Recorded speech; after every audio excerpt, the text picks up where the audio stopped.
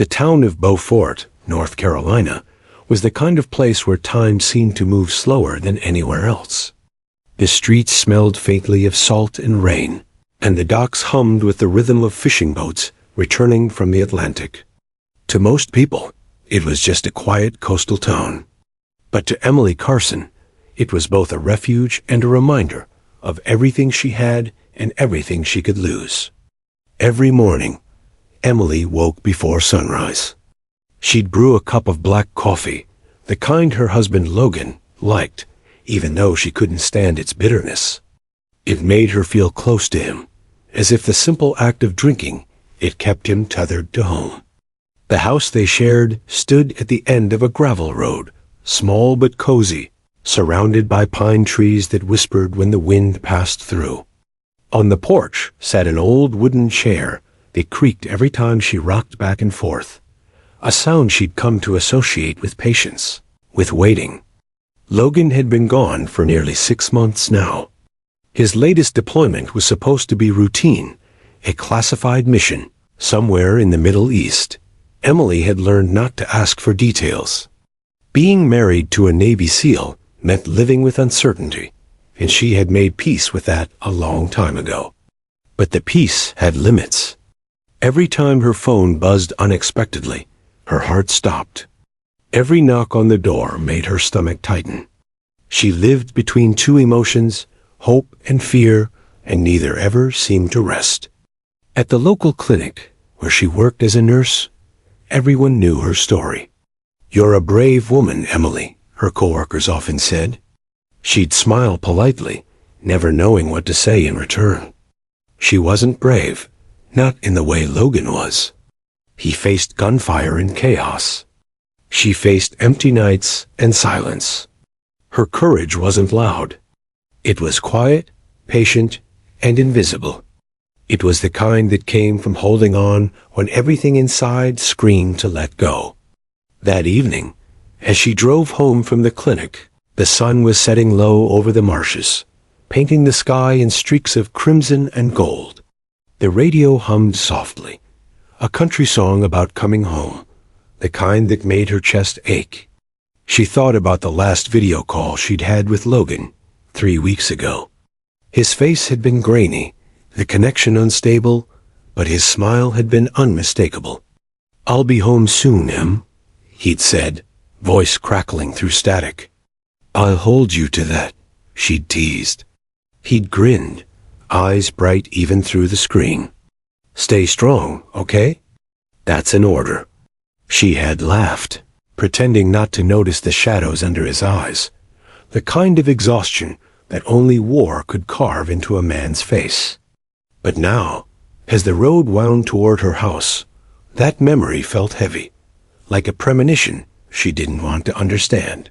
When she pulled into the driveway, a silver sedan sat parked a few houses down. It wasn't a car she recognized. The windows were tinted, the engine off, but something about it made her uneasy. She dismissed it at first. People got lost all the time here. Yet as she stepped out of her car, she couldn't shake the feeling that someone was watching her. Inside, the house was dark and quiet.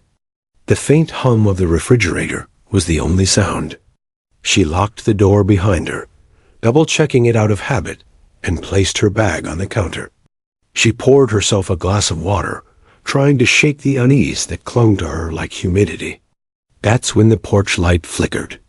It was subtle, just a quick blink like a power surge, but enough to make her freeze.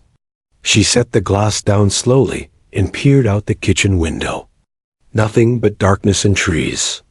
Still, her instincts told her something was off. She picked up her phone and hovered over Logan's contact. Then she sighed, shaking her head. He was thousands of miles away. She couldn't burden him with her paranoia. Instead, she did what she always did when anxiety crept in. She opened the small wooden box on the mantel. Inside were Logan's letters. She pulled out the most recent one, dated 3 months ago. His handwriting was rough and uneven, like the man himself. "Don't let the quiet scare you, Em. The world's loud enough already."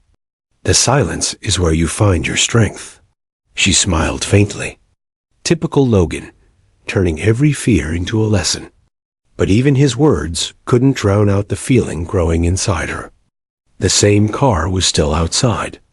She saw the faint reflection of its headlights bouncing off a nearby fence, just barely visible through the window blinds.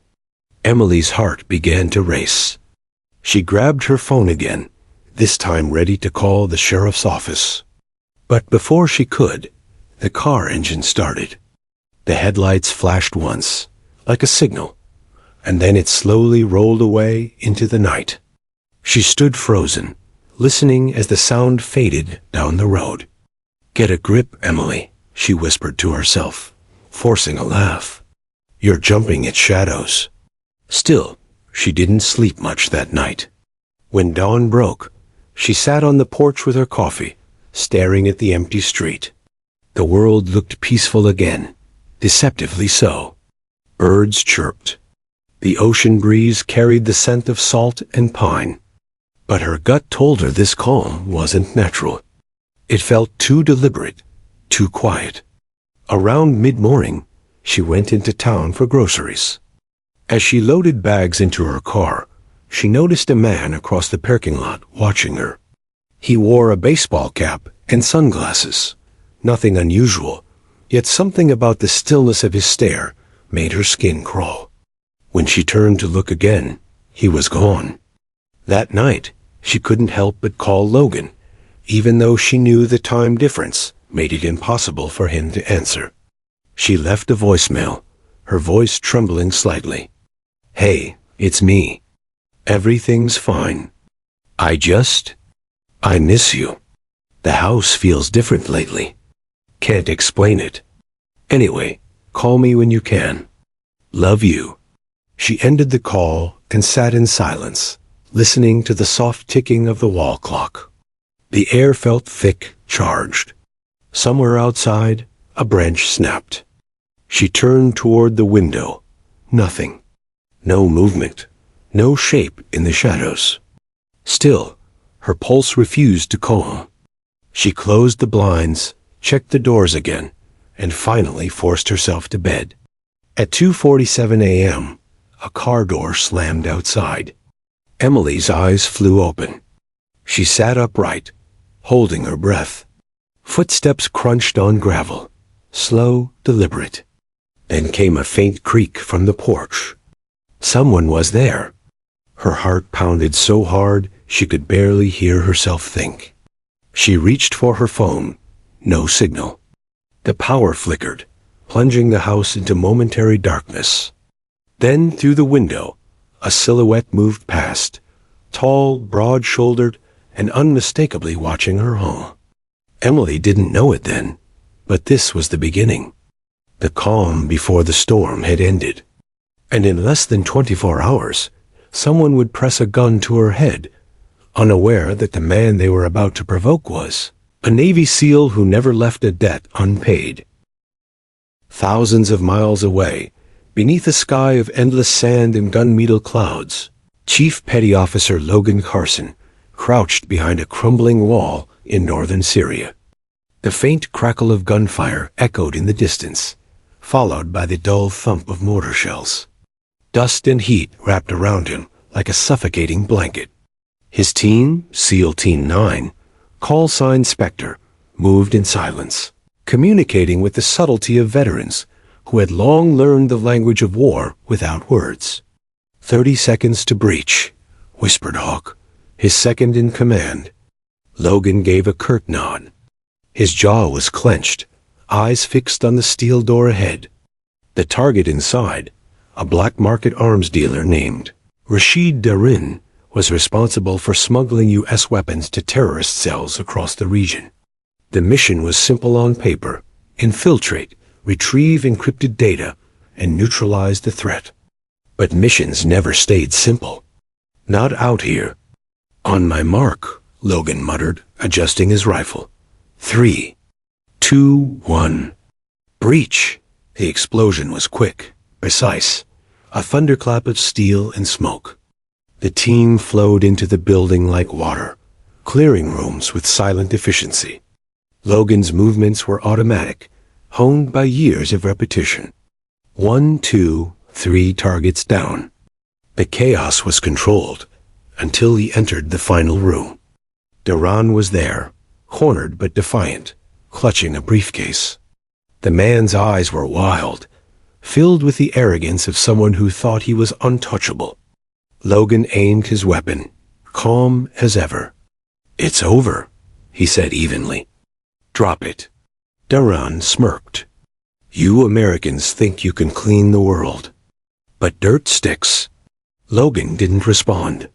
He fired once, center mass, and the man crumpled. Blood spread slowly across the floor. Hawk grabbed the briefcase, checking the contents. Inside was a hard drive, the kind of device governments would kill to protect. "Got it," Hawk said, slipping it into his vest. Mission complete. But as the team prepared to exfiltrate, Logan paused. On the wall behind Duran was a photo, a grainy picture of several men, including Duran, posing beside a black SUV. One of the faces in the photo was familiar.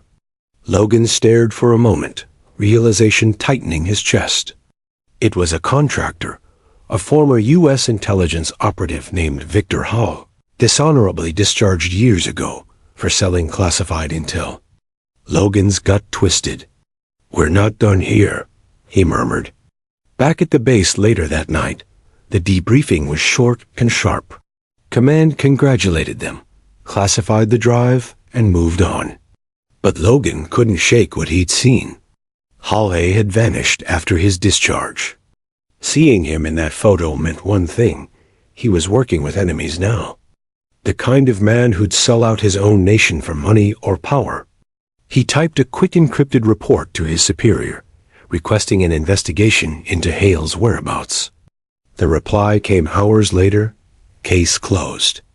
Mission classified. Focus on recovery. Logan cursed under his breath. Bureaucracy again. The system that had trained him now refused to look at its own rot. He had seen it before, politics covering truth. But this time, something in his instincts screamed that Halle wouldn't stay buried. Men like that always came back. That night, as the desert wind howled outside his tent, Logan lay awake staring at the ceiling. The stars looked like cold shards of light through the thin canvas. He thought of Emily, of her smile when she tried to hide worry. He remembered the last time he held her, the warmth of her hair against his chest, the way she whispered, "Just come home." He closed his eyes, but sleep didn't come. Instead, his comm unit buzzed softly, a secure message from an unknown source. The text was short, chilling. "You took something that wasn't yours. The debt will be paid in blood." Logan sat up, muscles tensing. The message had no traceable origin, no signature, just a ghost in the network. He stared at it for a long moment before deleting it and powering down the device. He'd received threats before, plenty of them, but something about this one felt different, personal. 2 weeks later, the team returned stateside for decompression training. They landed at Naval Base Coronado, the air thick with jet fuel and ocean breeze. Logan's boots hit American soil, but his mind was still in the desert. His commanding officer, Captain Rhodes, clapped him on the shoulder. "Good work out there, Carson," Rhodes said. "Take some time off. You've earned it." Logan gave a tired nod. "Yes, sir." Planning to head back to North Carolina.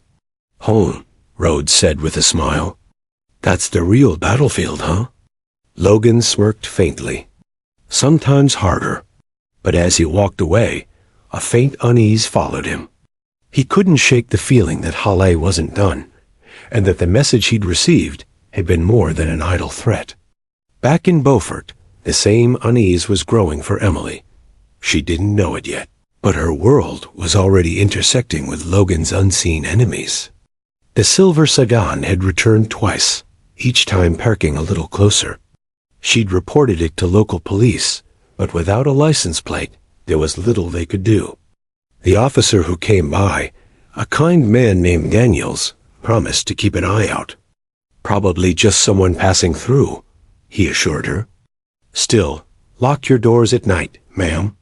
She thanked him, but fear had started to take root, not the sudden, sharp kind, but a slow, creeping dread that filled the spaces between her thoughts. Every creak in the house became a whisper of danger. One night, she found an envelope taped to her front door. No return address. Inside was a single photograph, a blurry image of her standing outside the clinic earlier that week. Someone had been watching her. On the back, 3 words were scrawled in red ink. Tell him soon. Her hands trembled. She didn't know who him was supposed to be, but deep down, she feared it meant Logan. She wanted to call him immediately, but she also knew how critical his missions were. Distraction could mean death for men like him. So she kept silent, hoping it would pass. It wouldn't. Meanwhile, Logan's instincts were screaming. On his second night home, while sorting through his encrypted files, he received a secure intel report forwarded anonymously. Attached was surveillance footage, a still image of Emily's house. The timestamp was from 3 nights ago. He froze. His wife's face was in the frame, standing near the window, unaware of the shadowy figure in the yard watching her. Logan's entire body went cold. He didn't need confirmation. He knew exactly who was behind it. Victor Hawley. The man was sending a message, one only Logan could read. You took my partner's life. Now I'll take yours, piece by piece. Logan's pulse steadied, not with panic, but with a deadly calm. That same steel composure that had carried him through years of combat now settled over him like armor. He stood slowly, holstering the weapon on his hip. If they were coming for Emily, they had made one fatal mistake. They thought he wasn't watching. But he was. And for men like Logan Carson, threats against family weren't warnings. They were invitations. The next morning, Logan packed his duffel and boarded a military flight headed for the East Coast. As the engines roared to life, he stared out the small oval window, the clouds glowing beneath him. His mind wasn't on medals or vengeance. It was on protection. On the woman who had waited through every deployment, every sleepless night. He didn't know exactly what awaited him in Beaufort. But he did know one thing. Whoever had dared to put her in danger was about to learn why the world feared Navy SEALs. Not when they were sent to war, but when they came home angry. The storm came early that evening. Thick sheets of rain sweeping across the coast, battering the small town of Beaufort with wind that howled like a warning. Thunder rolled low and long, echoing over the water. Power lines hissed and trees swayed violently in the wind. Inside her small house, Emily Carson sat curled on the couch, her phone in hand, watching the storm crawl closer through the window. She'd tried to distract herself with a movie, but her thoughts kept drifting back to the envelope taped to her door 2 nights earlier, the photograph, the red scrawl, tell him soon. She hadn't told the police about that part. Something about it felt too personal, too deliberate. The storm outside seemed to mirror the one inside her chest, restless, dark, unpredictable. She thought of Logan, thousands of miles away. Or was he still overseas? He hadn't called in over a week. Maybe the signal was down. Maybe he was still in the field. Or maybe she shook the thought away. He always came back, always. Lightning flashed outside, turning the room white for a split second. That's when she noticed it. The same silver sedan from before, parked at the edge of her driveway. Her heart jumped. She stood quickly, parting the curtains slightly. The car sat still, its engine off, its windows black. No movement. For a moment, she thought maybe it was her imagination, until she saw the faint orange glow of a cigarette inside. Someone was there, watching. A tremor of fear rolled through her. She backed away slowly, her pulse hammering. She picked up her phone and dialed Sheriff Daniels, but the signal crackled, distorted by the storm. "Come on," she whispered, pacing. The power flickered. Once, twice, then the lights died completely. Darkness swallowed the room. The wind screamed outside, rattling the windows. Somewhere in the distance, she heard the sharp crack of a branch breaking. Or was it something else? She grabbed the flashlight from the kitchen drawer, her hands trembling. The beam of light wavered across the floor, catching the reflection of rain running down the glass doors. For a moment, she thought she saw a shadow pass across the porch. Her throat went dry. She tried to steady her breathing, whispering to herself, "It's just the wind. Just the wind." But the next sound wasn't wind. It was a knock. 3 slow, deliberate taps against the door. Emily froze. The knocks came again, louder this time. "Who's there?" she called, voice cracking slightly. No answer. She edged toward the door, clutching the flashlight like a weapon. She peered through the peephole. Nothing. Just the black blur of the storm. She waited, silent, every nerve screaming. Then came the sound of metal, the unmistakable click of a lock being tested. Someone was trying to open the door. Her survival instincts kicked in. She dropped the flashlight, ran toward the bedroom, and grabbed the handgun Logan had left for her. He had trained her to use it, just in case. "One in the chamber, safety on," he'd said. "And remember, if you have to shoot, don't hesitate." She crouched behind the bed, phone in one hand, gun in the other. Then the door burst open.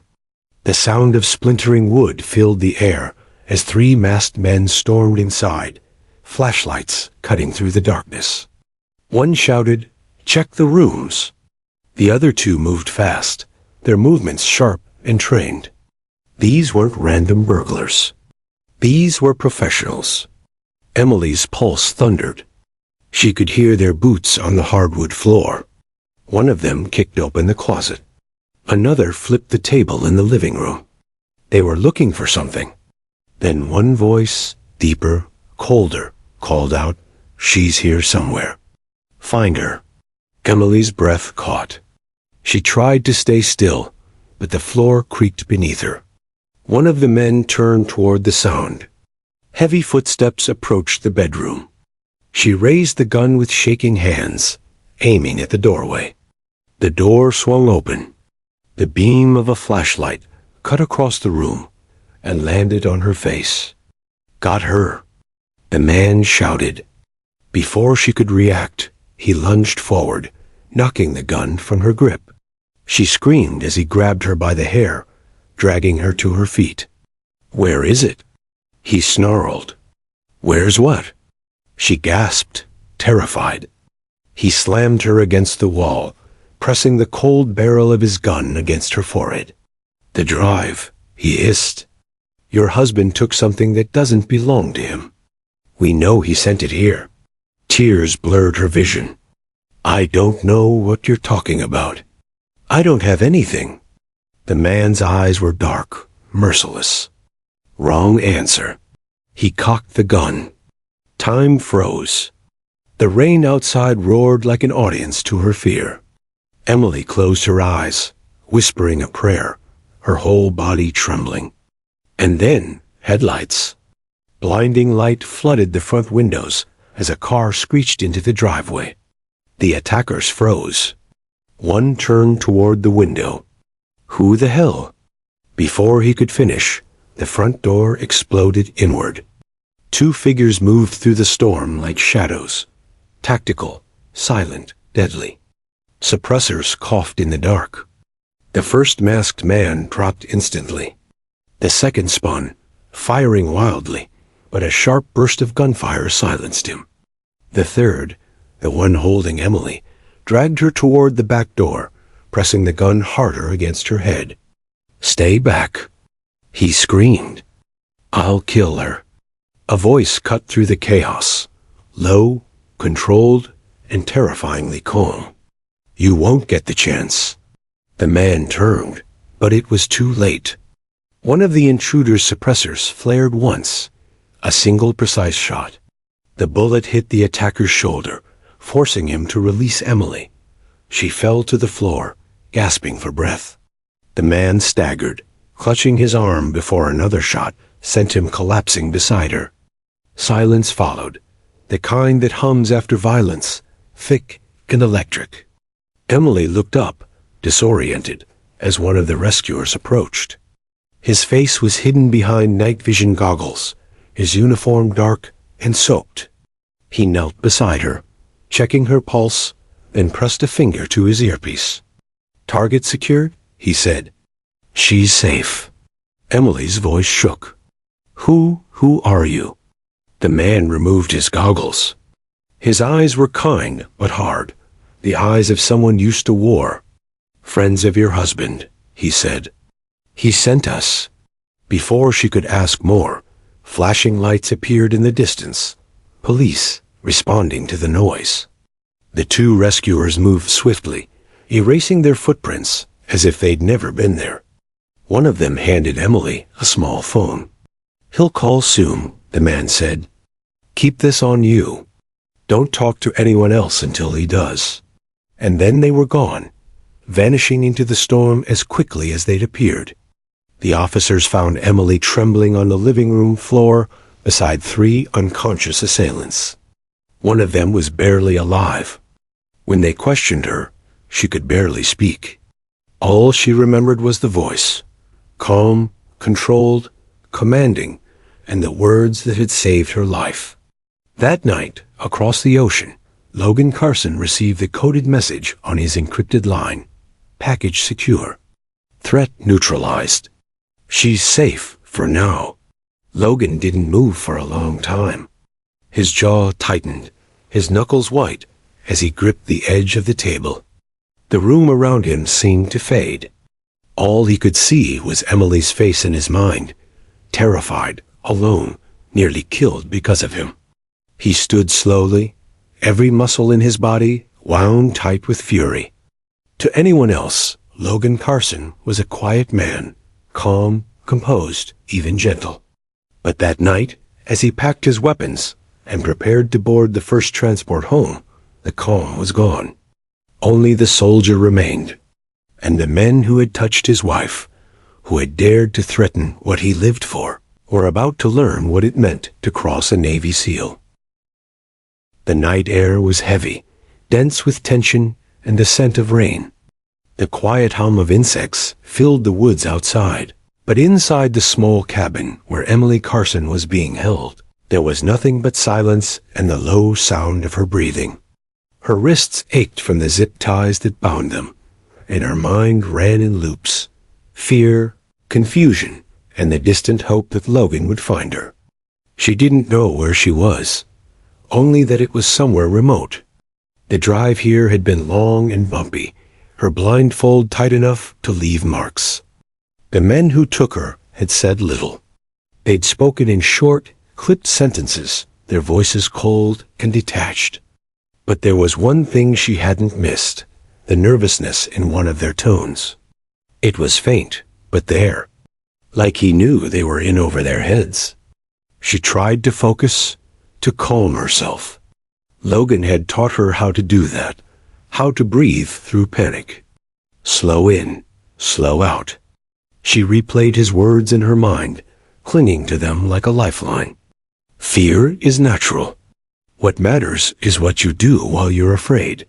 Somewhere miles away, Logan Carson, Navy SEAL, husband, and man who had stared death in the face more times than he could count, was already on the move. When the call came in that Emily had been taken, something inside him snapped. It wasn't rage exactly.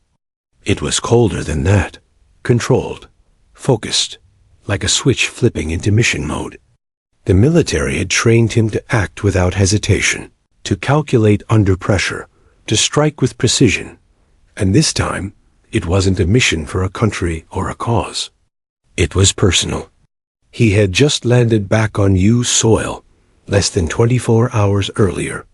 He was supposed to debrief, to rest. Instead, he'd gotten the call from Sheriff Nolan, an old family friend, who said the words that made his blood turn to ice. Logan. Emily's missing. By the time authorities began their search, Logan had already pulled the security footage from the nearby gas station and traced the silver sedan that had been stalking her for weeks. The license plate was fake, the car stolen, but the men had made one fatal mistake. They'd left a reflection of their second vehicle in a shop window during the abduction. Logan zoomed in, caught a partial plate, and ran it through his own contacts. Within hours, he had names: Marcus Tate and Rico Sanders, small-time criminals with a history of drug smuggling and connections to a local arms dealer. Amateurs compared to the men Logan had faced overseas, but dangerous enough in their own right. Still, they'd made the worst mistake of their lives. They'd touched the one person a Navy SEAL would burn the world to protect. The cabin door creaked open. Emily flinched as light spilled into the room. Marcus Tate stepped inside, wiping rain from his jacket. His face was rugged, lined with a mix of stress and arrogance. Behind him, Rico stood near the doorway, chewing on a toothpick, his eyes darting nervously toward Emily. "You sure she's the one?" Rico asked, his voice uneasy. Marcus shot him a glare. "I told you, she's his wife. That's the leverage we need." "Leverage for what?" "You think a Navy SEAL's gonna trade intel for his wife? Man, that's suicide." Marcus grabbed him by the collar. "You shut your mouth and do what you're told." Emily watched the exchange silently. She had no idea what they wanted, but she could sense the cracks forming between them. Rico wasn't fully on board. That might be something she could use later. When Marcus turned back to her, his smirk was forced. "Your husband's been a busy man," he said, pacing slowly. "People overseas don't like the kind of things he's done. We're just middlemen, sweetheart. We do what we're told." Emily didn't answer. She just stared at him, calm but cold. Marcus didn't like that. He wanted fear, something he could control. "See, your husband cost some people a lot of money, millions, so they want payback. And me? I get to deliver the message." He crouched down, inches from her face. "You're just part of the message." Emily's heart raced, but she didn't flinch. "You think you're in control," she said quietly, her voice trembling only slightly. "But you have no idea what you've done." Marcus laughed, shaking his head. "Oh, I think I do." Outside, thunder rumbled in the distance, a low growl that rolled across the sky like a warning. Marcus stood and motioned for Rico to keep watch. "We move at dawn," he said. "By then, we'll have the call made." At that same moment, Logan was driving through the rain-soaked Carolina backroads, his truck's tires kicking up mud as he followed the GPS coordinates he'd pieced together. He'd intercepted a message from one of Marcus's contacts, a burner phone pinned near the old logging area 20 miles from Beaufort. He'd been trained to infiltrate enemy compounds with nothing but a knife and silence. Now, every move he made was powered by fury, disguised as focus. He parked a mile out, moving through the trees like a shadow. His senses were razor-sharp. Every branch crack, every shift of the wind registered in his brain.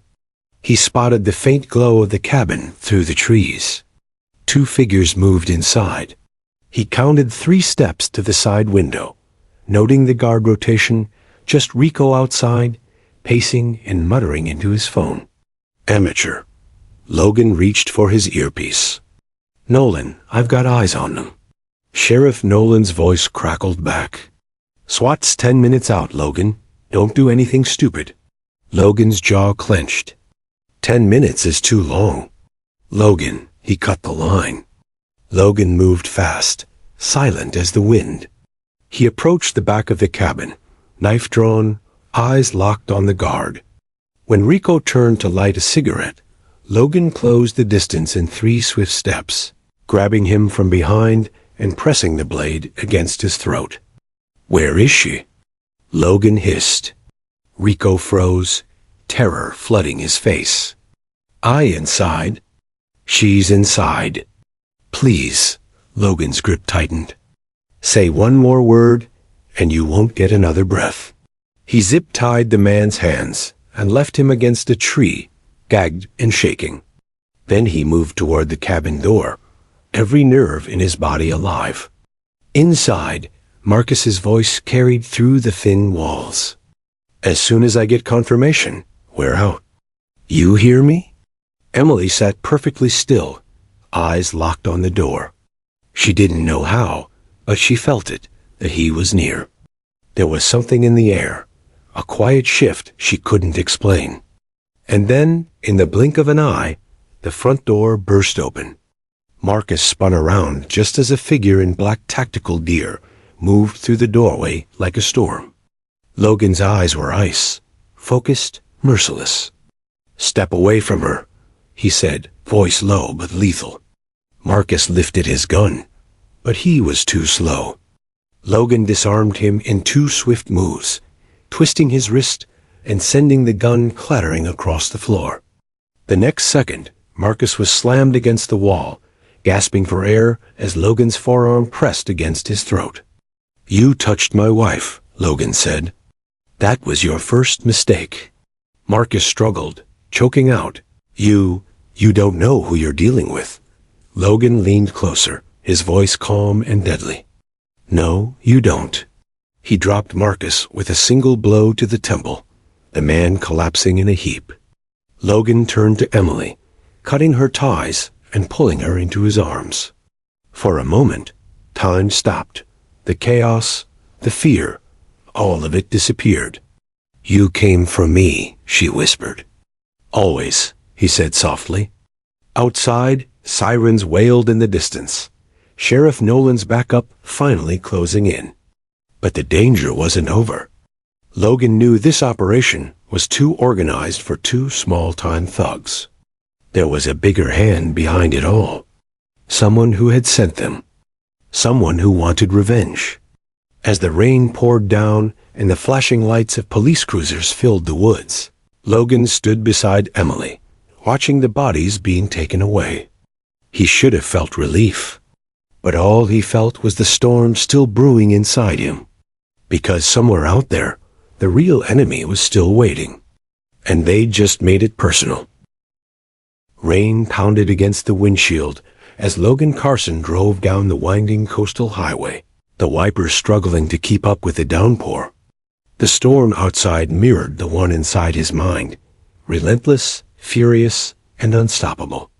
Emily sat beside him, wrapped in a blanket Nolan had given her, her eyes staring blankly at the passing blur of headlights and rain. The paramedics had cleared her at the scene. Physically, she was fine, shaken, bruised, dehydrated, but alive. Emotionally, however, was another matter. Emily's silence said more than any words could. Logan glanced at her, his hand tightening on the steering wheel. He said softly, breaking the long silence. "You don't have to say anything. But I need you to know, they'll never touch you again." She nodded, still staring ahead. "They said your name," she murmured after a moment. "Said you cost people money. That you made enemies." Logan's jaw flexed. He had expected as much, but hearing it from her made it real. "When we hit those supply lines last year," he said slowly, "we didn't just take out a terror cell. We cut off a pipeline. Weapons, money, information. Someone lost big. They probably hired Marcus to make me pay." Emily turned to him, eyes wide with fear. "So it's not over?"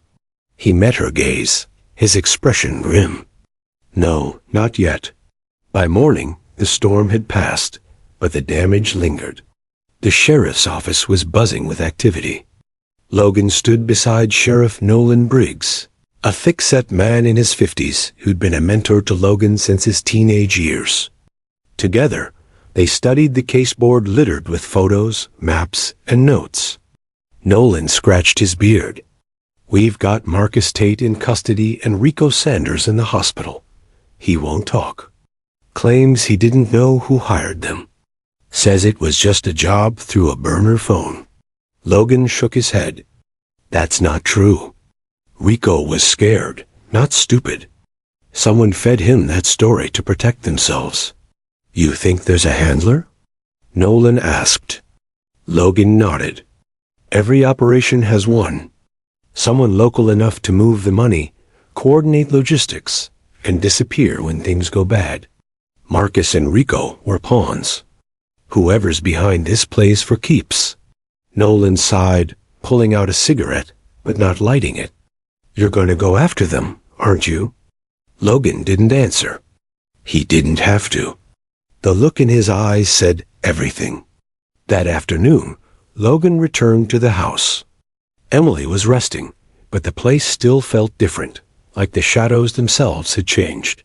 He checked every window, every door, every possible point of entry.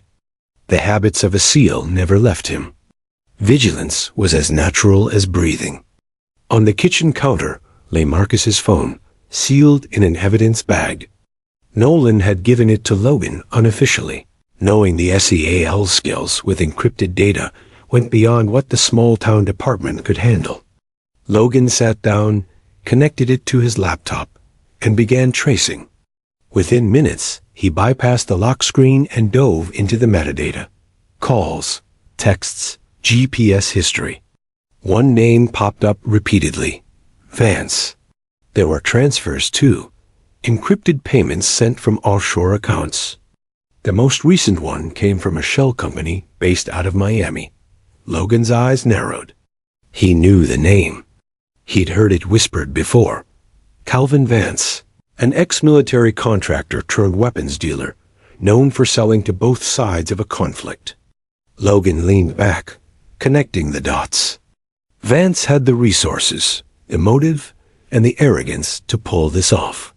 If Marcus had worked for him, that meant the abduction wasn't random. It was a message. His phone buzzed, a text from an unknown number. "You should have stayed overseas, SEAL." Another followed seconds later. "You took something that wasn't yours. Now we take everything." Logan's lips pressed into a hard line. He typed back one word, "Try." Then he deleted the thread and burned the SIM card in the sink.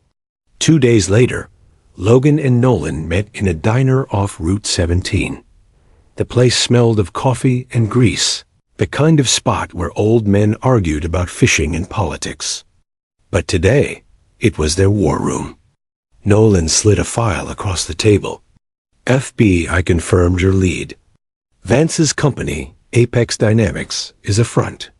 He's been funneling weapons through Eastern Europe for years. Got busted once, but walked away clean. Money by silence." Logan flipped through the pages. Photos of Vance showed a man in his late 40s, sharp suit, colder eyes. The kind of predator who hid behind wealth and legality. If he's the one who ordered the hit, he's still got men on the ground. Marcus and Rico weren't his only pawns. "Then you need backup," Nolan said. Logan shook his head. "This isn't a military op. It's personal. The second the feds get involved, he vanishes. I need to move before he knows I'm coming." Nolan sighed, leaning back. "You've got that look again. The one you had before you left for Syria. Just don't lose yourself in this, kid." Logan's voice was steady. "They came after my wife. There's no coming back from that." That night, Emily found him in the garage, packing a small duffel, tactical gear, maps, a suppressed pistol, and a photo of the two of them tucked into the side pocket. "Where are you going?" she asked, her voice trembling. "Miami," he said quietly. "That's where it starts." Tears welled in her eyes. "Logan, please. You just got back." I can't lose you again. He set the bag down, moving to her. This isn't about revenge. It's about ending it. If I don't stop this now, they'll come back for both of us. You don't even know what you're walking into, she whispered. He brushed a tear from her cheek. That's never stopped me before. For a long moment, they stood there in silence, holding each other like the world outside didn't exist. Then Logan kissed her forehead, shouldered his bag, and stepped out into the night. Miami shimmered under neon lights and the hum of endless noise, a city that never slept, where danger wore expensive suits and smiled.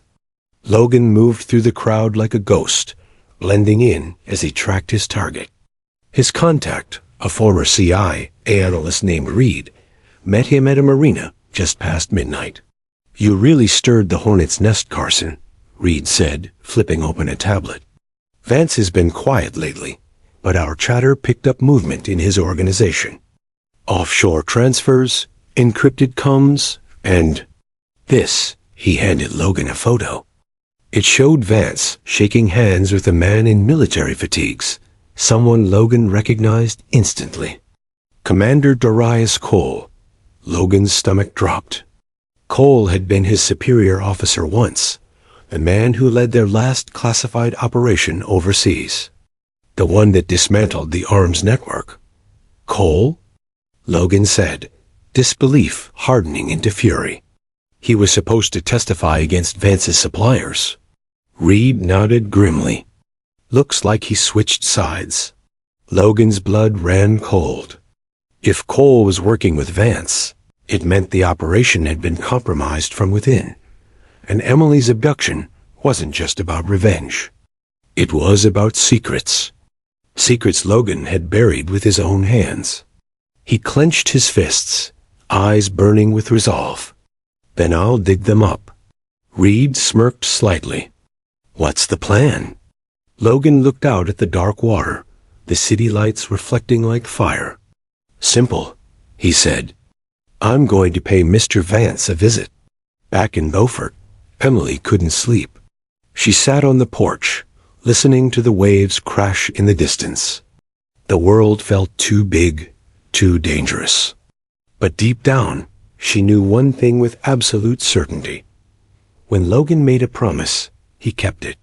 And somewhere in the chaos of Miami, the man who had once faced death without fear was now on the hunt. Not as a soldier, not as an operative, but as a husband. And the people who had taken everything from him were about to learn a truth that would haunt them forever. You never cross a Navy SEAL, especially one who's fighting for love. Miami pulsed with life. Bright lights, loud laughter, and the smell of salt in the air. But beneath that glittering surface was a darkness that never slept, and Logan Carson knew exactly how to find it. It was midnight when he parked his black SUV in an alley 2 blocks from the Orion Club, one of Calvin Vance's rumored fronts. The club was built for power, marble floors, armed guards in tailored suits, and a steady flow of money that no one dared to question. Logan stepped out into the humid air, adjusting his jacket. The crowds outside were loud, intoxicated, oblivious. Perfect cover. Inside his ear, Reed's voice came through clear and controlled. Cameras show 6 armed inside, 2 on the roof. Vance hasn't arrived yet, but Cole's in the VIP suite. Logan's eyes narrowed. Darius Cole. The name alone was enough to ignite the cold fire in his chest. Once they'd fought side by side. Cole had been his commanding officer, the man who'd taught him how to survive. Now he was the traitor who'd sold his soul and nearly cost Emily her life. I'm going in, Logan said. He moved with the fluid confidence of a man trained to disappear in plain sight. Every step, every glance was calculated. The bouncer at the door scanned him suspiciously, but Logan flashed a fake ID Reed had cooked up. VIP list. Robert Cade, Logan said coolly. The bouncer checked the list, nodded, and waved him through. Inside, The club was a storm of sound, pulsing bass, neon strobes, bodies moving like shadows. Logan's mind filtered out the chaos, focusing on the details. 2 guards at the bar, one near the staircase. He could sense their patterns, watchful yet predictable. Reed whispered through the earpiece again. "Cole's upstairs, room 304. He's not alone." "Copy," Logan replied. He made his way through the crowd, blending perfectly. A waitress brushed past him, and he slipped behind her toward the stairwell. A guard blocked the path, but Logan barely broke stride. "Private floor," the guard said. Logan smiled faintly. "That's fine. I'm expected." The man frowned, opening his mouth, and in one swift motion, Logan disarmed him, pressing the edge of a knife to his throat. "Take a break," Logan murmured. The man froze, and Logan moved on, silent as a ghost. Upstairs, the music was distant now, replaced by muffled conversation behind closed doors. Logan approached room 304 and listened. 2 voices, one he knew too well. "Vance doesn't want attention," Cole was saying. "We handle Carson quietly." "Quiet's overrated," another voice replied, smooth, amused. "But I agree. The man's dangerous." "Vance." Logan's pulse slowed, steadying. He eased the door open, just enough to see inside. Cole sat at a table, older now, but still carrying himself like an officer, back straight, jaw set.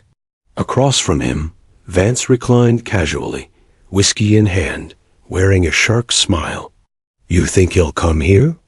Vance asked. Cole smirked. "He'll come. He always does.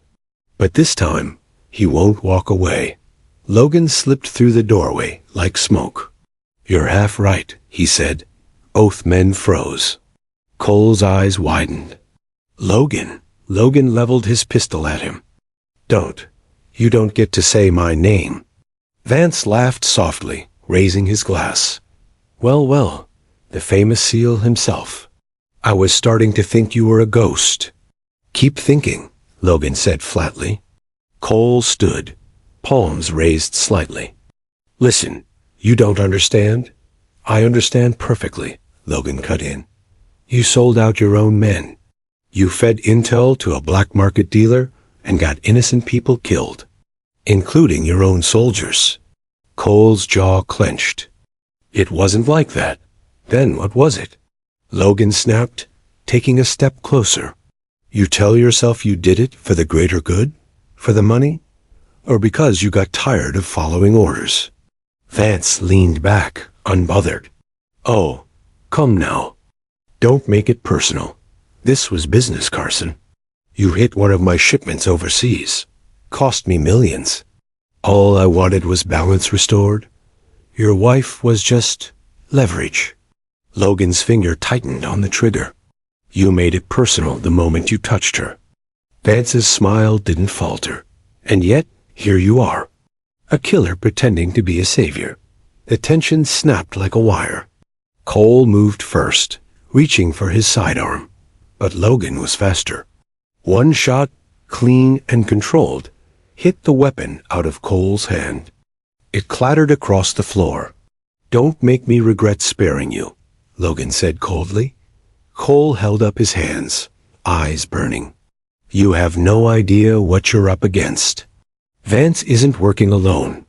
This goes higher than either of us." "I don't care how high it goes," Logan said. "It ends now." Before Vance could react, Logan disarmed him with a swift strike and slammed him against the wall. "You think you're untouchable," Logan growled, pressing the gun to Vance's chest. "You're wrong." Vance chuckled, even as blood trickled from his lip. "You kill me, and the files go public. Every secret mission you ever ran, every name, every kill order. The whole world will see what you really are." Logan's eyes flicked for a second. Hesitation, calculation. Vance saw it. "That's right," he said. "You can't bury this one, soldier. You're just another weapon gone rogue." Cole suddenly lunged for the door. Logan swung around, catching him with the butt of his pistol. Cole hit the floor hard.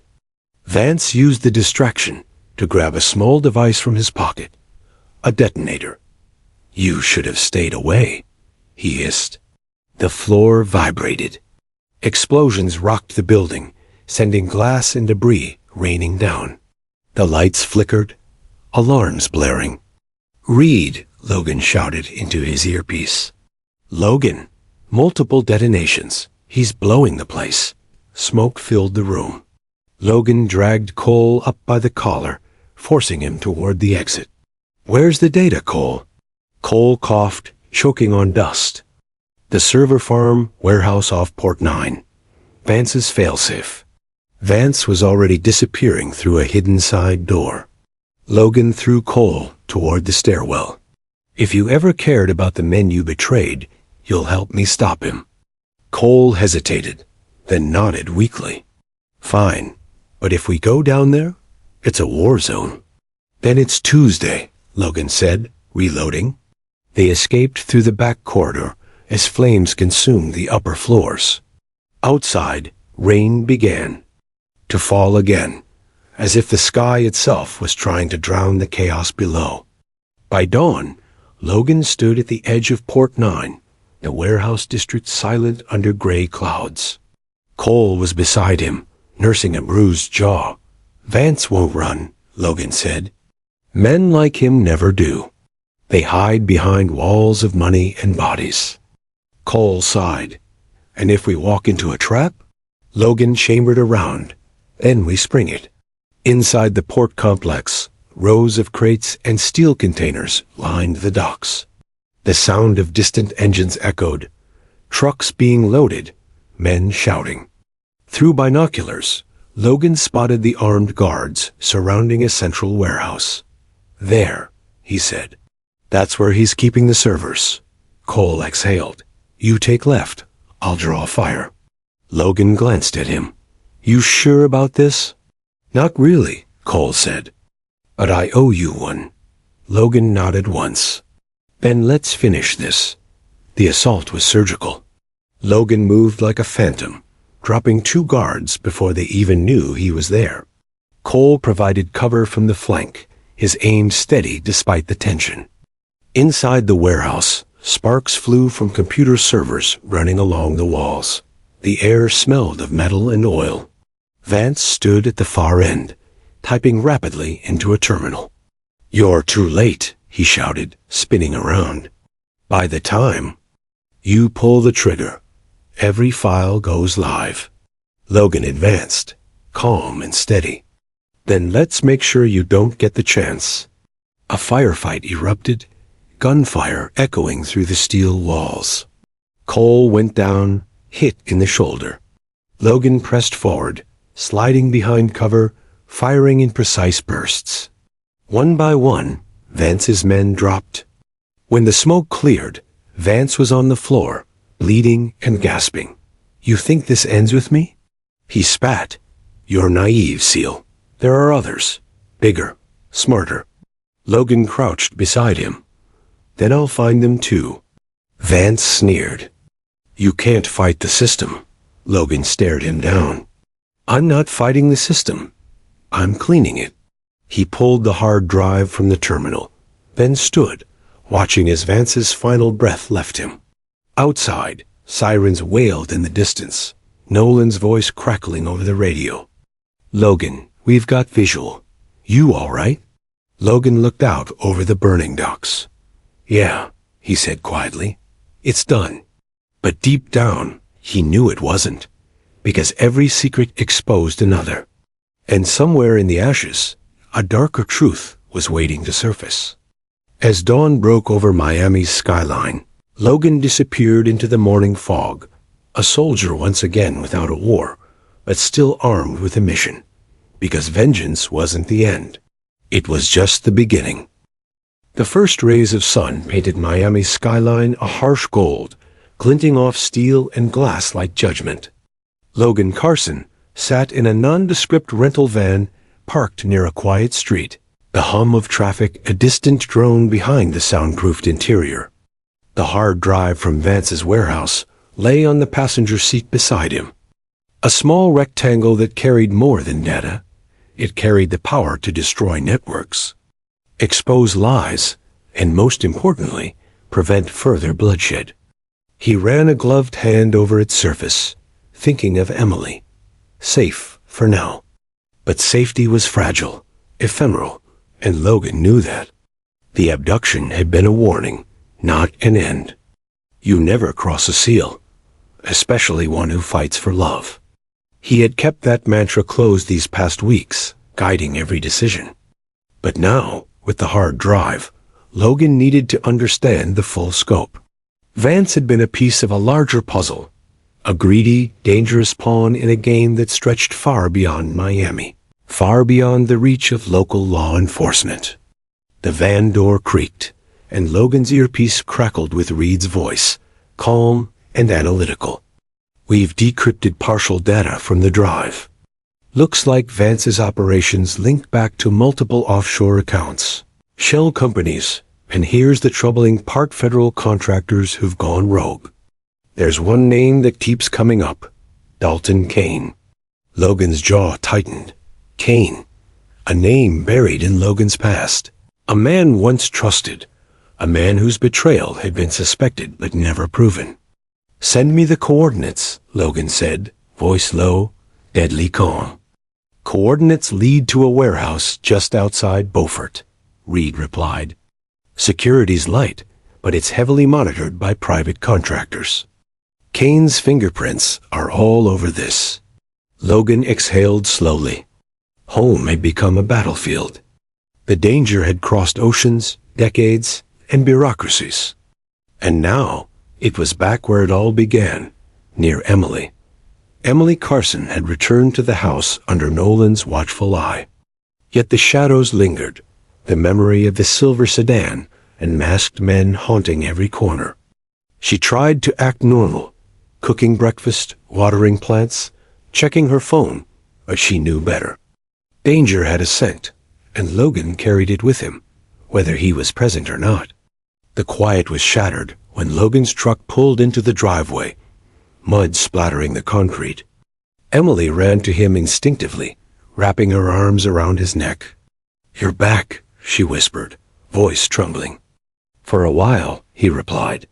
But I'm not leaving again until this is finished. She pulled back, looking at his face, sweat, dirt, and determination etched into his features. How bad is it? Logan's eyes darkened.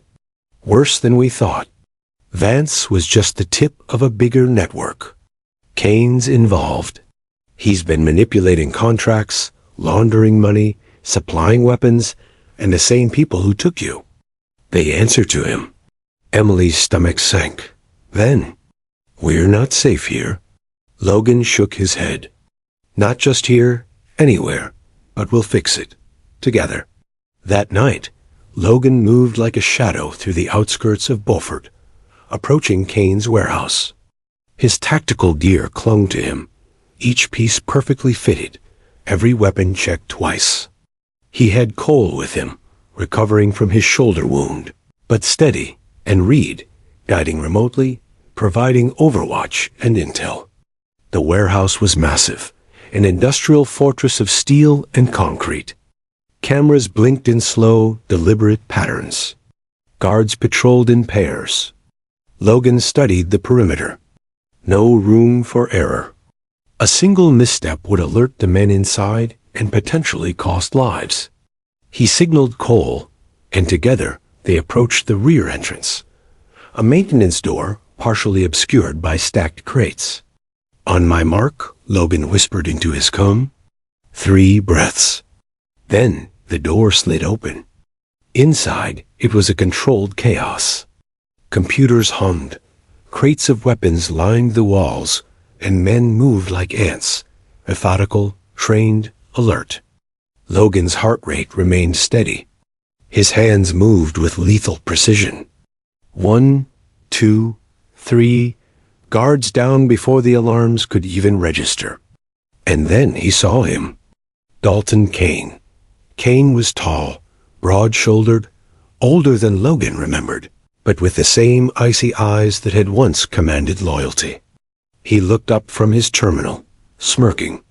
Well, if it isn't Logan Carson, Kane said. Back to clean up the mess you made. Logan's finger rested lightly on the trigger. This ends tonight. Kane laughed. Oh, it ends all right. But not how you think. He pressed a button. Screens across the warehouse lit up, live feeds from multiple locations, including Emily's house. Logan froze for a fraction of a second, enough for Kane's men to raise weapons. Drop your weapons, Kane said. One wrong move and she dies. And don't think your SEAL training can save her this time. Logan's gaze was cold, sharp. You've underestimated me before. You won't survive that mistake twice. He lunged first, using the element of surprise, taking down 2 guards in rapid succession. Cole provided cover fire, dropping another pair. The fight erupted. Bullets ricocheting, crates splintering, the smell of gunpowder filling the air. Kane backed toward the screens, hands trembling only slightly. He didn't expect Logan to get through. Emily's feed flickered. She pressed the panic button Ride had installed, a failsafe in case Kane ever targeted her again. Within seconds, Reed's voice crackled over Logan's earpiece. Carson, get her out. I've traced the feed. Kane's gonna try to shut it down. He won't get the chance. I've got your exit covered. Logan's eyes flicked to Kane. Time's up. With one precise movement, Logan disabled Kane's rifle with a strike, then moved forward, striking the man's chest with the butt of his pistol. Kane fell to the floor, gasping. You don't understand. Kane wheezed. I understand perfectly, Logan said. You threatened my wife. You threatened my home. You crossed the line. That line ends here. Before Kane could respond, Logan secured him with zip ties, quickly disabling the remaining men. Within minutes, the warehouse was silent. Kane subdued, the threat neutralized for now. Back at the house, Emily heard a faint click at the door, Logan's signature. He stepped in, carrying Kane's restrained form and the hard drive. She ran to him, wrapping her arms around him. It's over, Logan whispered, though his eyes betrayed a lingering wariness.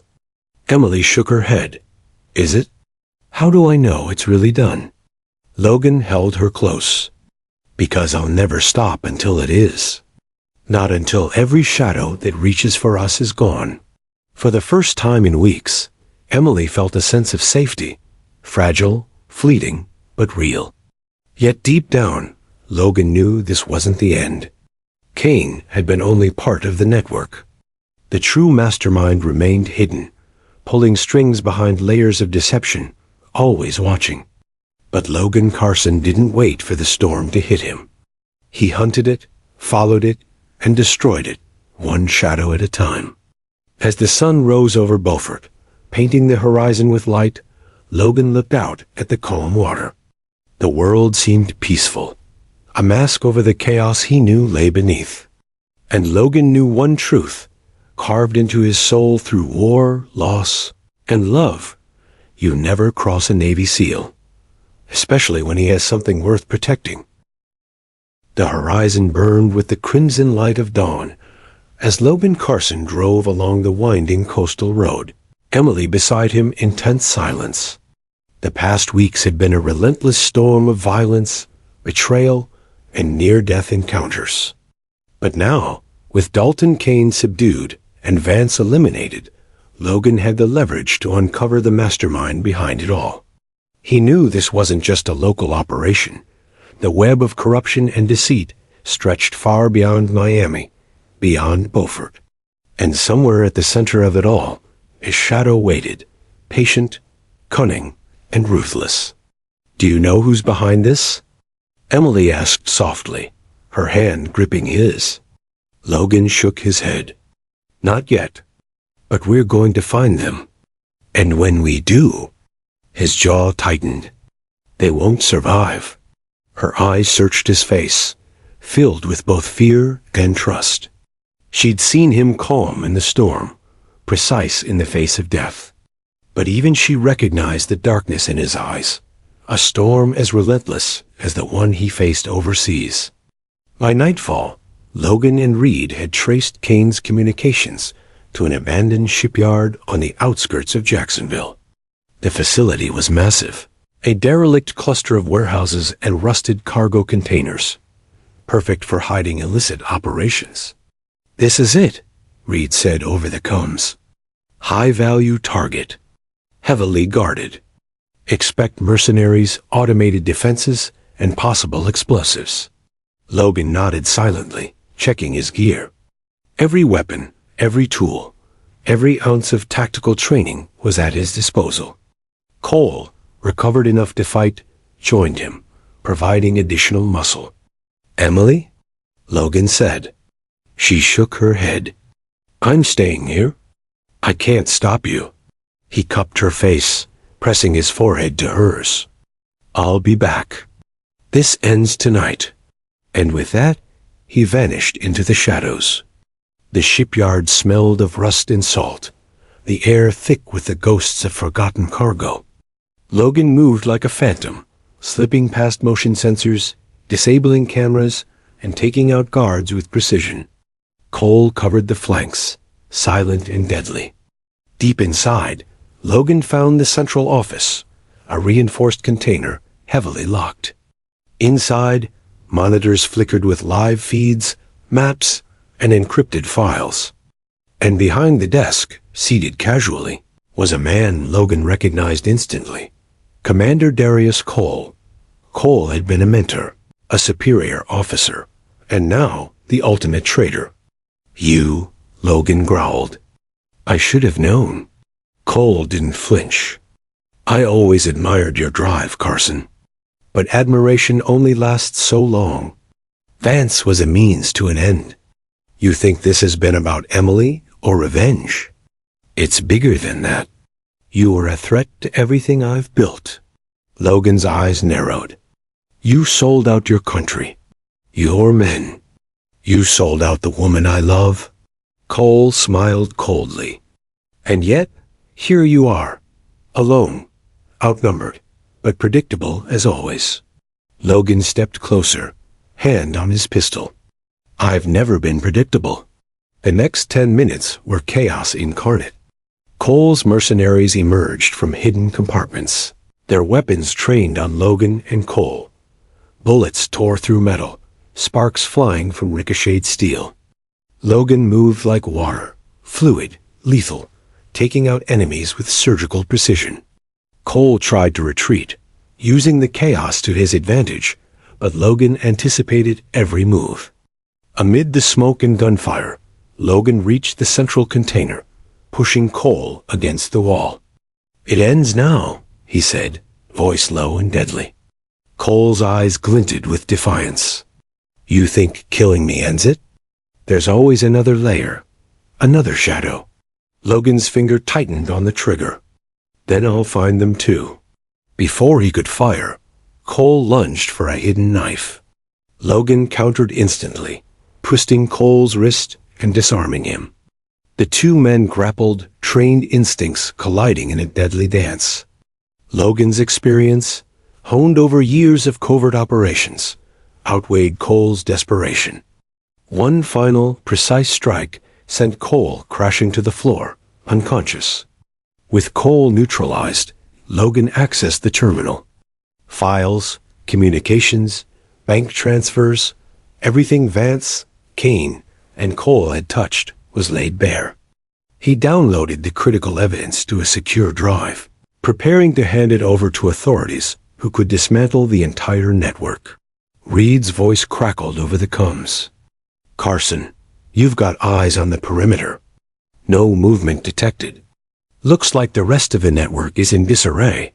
Logan exhaled, the tension in his shoulders easing slightly. "Good. Let's wrap this up." He moved through the warehouse, securing all remaining threats. By the time police and federal agents arrived, guided by Reed's coordination, Logan had cleared the site entirely. Kane's men were neutralized or captured. The masterminds were exposed. Back in Beaufort, Emily waited on the porch. The storm now passed. The sun dipped low, golden light washing over the water. Logan returned, dirt-streaked and weary, but alive. He carried Cole, bound and unconscious, a symbol of the battle he had fought and won. Emily ran to him, throwing her arms around his neck. "You came back," she whispered, voice trembling. "I told you I would," Logan said, holding her tight. "It's over." "All of it?" Tears streamed down her face. "I was so scared. I thought I'd lose you." "You won't," Logan said firmly. "Not now. Not ever." The sheriff's team arrived shortly after, taking Cole into custody and securing the evidence Logan had recovered. Kane was transported to federal authorities under heavy guard. Vance was gone, his empire dismantled. The network of shadows that had threatened their lives was finally exposed. That evening, Logan and Emily stood on the porch, watching the sunset over Beaufort. The air was still, the water calm. For the first time in weeks, the world felt safe. "I can't believe it's over," Emily said, leaning against him. Logan kissed the top of her head. "It's never really over. But for now, we can breathe."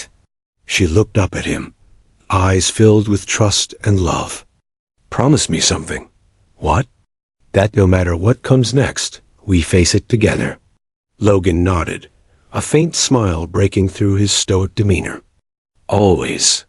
The storm had passed, but Logan knew life would always have its shadows. Yet one truth remained clear. No one would ever cross them again. He had fought, he had endured, and he had protected the one person who mattered most. And he would do it again, if necessary. Because some lines are not meant to be crossed. Because some people, like Logan Carson, Navy SEAL, are unstoppable.